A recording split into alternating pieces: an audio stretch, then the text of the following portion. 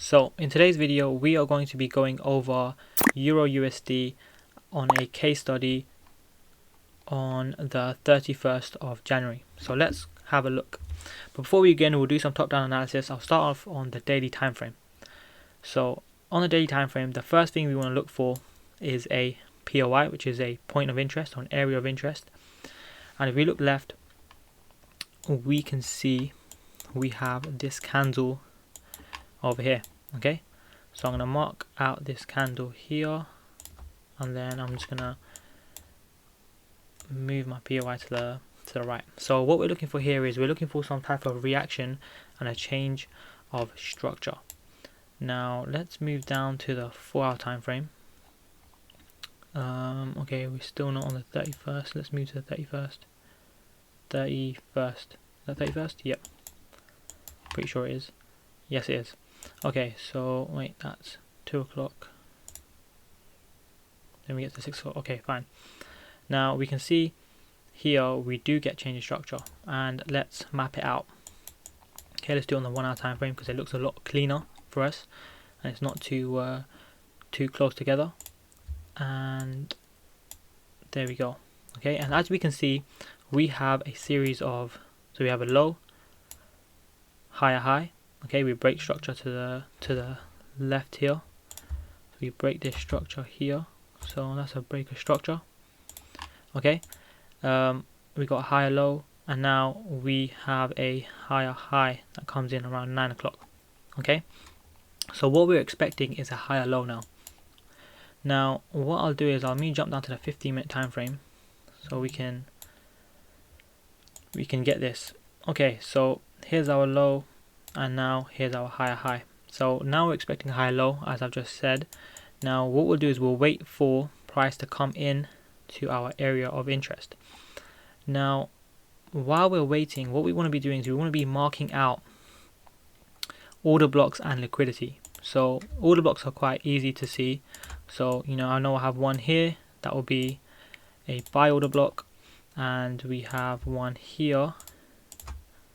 This would also be a buy order block. Now generally what I would do is I would refine my time frame, but as we can see, the pip size on these two are quite small, about 3 pips, and I like it about 3 pips or under. So this is fine for me. Now as our leg starts from here, oh, it's frozen. Okay, here we go. We should have something around here. There we go. So we can incorporate these 2 candles here if need be as an extreme OB, as our extreme OBs. Okay, and that would be how many pips? Let's have a look. Yeah, it's about 3 as well. It was actually a little bit more, about 3.5 or something like that. So now here's the reasoning behind this trade. So all we're really doing is we're just waiting for price to give us a higher low. We're going with trend, and generally you'll see from backtesting that when you take trades with trend, they tend to be high probability, and you're going to take less losses when you take trades with trend. So now that we've marked out our order blocks, what we want to mark out next is liquidity. Okay, so far we've done our structure, our POI, our order blocks, and now all that we have left is liquidity. We can clearly see we have trendline liquidity over here. Okay, if I go back to the 15-minute time frame, you can see it as this. So we mark out our trendline liquidity, and we know that price needs to form a high low, and we have trendline liquidity to the downside. So there is a probability that price is going to come down and take this trendline liquidity and then react off of either this order block, or this order block here. Okay, you can see them more clearly on the 15-minute time frame. So let me just put that there just to mark out our high. So now all we're doing is we're just waiting for price to come in. So now this is where patience is a virtue. You just have to wait for price to come and tap in to your 3 areas, right? Now I think this is the point where a lot of people that trade smart money concepts find it difficult is, oh, but what order block do I use? Now it all depends on your risk. Okay, so I personally like to risk about 1 1% per trade. Okay, so knowing that, I generally pick 2 order blocks. But what I want you to understand is this is one trade idea. So a lot of people might risk 1%, 1%, 1%, which fair enough, if that's your risk tolerance, then you can do it. But I like to risk 2 trades per trade idea. So, because there's always a chance that my trade idea won't be correct. So what I do is I just wait. Okay. So what I do is I will pick 2 order blocks. Okay, and I tend to go for something like, if I have 3, I'll go for the middle one and the one at the bottom, which means that, let's say if I risk 1% per trade idea, which is what I do, it'll be 0.5% on this one and 0.5% on this one. So I'm going to get rid of this one. Sometimes if I want to trade more aggressive, then I would go for that one as well, but all I'd be doing is I'd just be splitting my risk. So there will be 0.3, 0.3, 0.3, but in this case we are going to go for 2 because because I also see this, right, which is what a lot of people might miss. We also have a build up of liquidity over here. So what that tells me is if price is going to come here, it might as well come, take out this liquidity, tap into this order block at an extreme discount, and then push to the upside. But in case it doesn't, I just want to make sure that my orders are here, right? Now what I want to show you is this.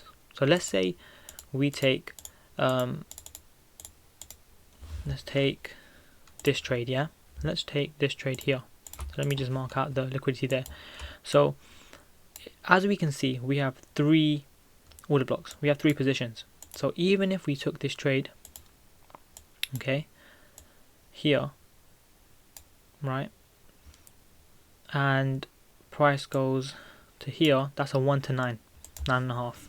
Okay, same thing for this one, it will be a 1 to about 9, and then this one is a 1 to 10, 10.5. Okay, so the risk to reward for this trade is there. Even if you take 2 losses and then 1 win in whichever order, or 1 loss and 1 win, or however it plays out, you still make money because your risk to reward is there. And that's the great thing about this trading strategy, is the risk to reward helps you out a lot. So let's just quickly have a look at what price ends up doing. So let's just remove this and see just how it reacts. So we get an initial reaction, people might call that inducement. Comes, taps into this first order block. Now notice how quickly it's moving, right? That's quite impulsive. Taps into this one, and there we go. We get our reaction, it looks like. Yeah, there we go. Nice reaction. And then there we go, we get our targets achieved. So we can see if we set 3 pendings, this one would have got missed. This one would have played out perfectly. You would have got a nice trade out of it, and then one of them would have lost. So either way, you would make money. But what I like to say to a lot of people is, when you're trading this strategy, liquidity plays a big part in telling you which order blocks will tend to not be respected and which order blocks will be respected. In this case, anyone looking to buy around here or here, there's liquidity underneath, and there's quite a bit of liquidity. You can say it's quite a big liquidity pool. Price is going to come take it, right? Price comes in here. Price always had the opportunity to take this liquidity as well, but in this case it didn't, and it's just a learning curve, really. Yeah, so that's what I just wanted to go over in this video, just a case study of a potential trade you could have taken this week.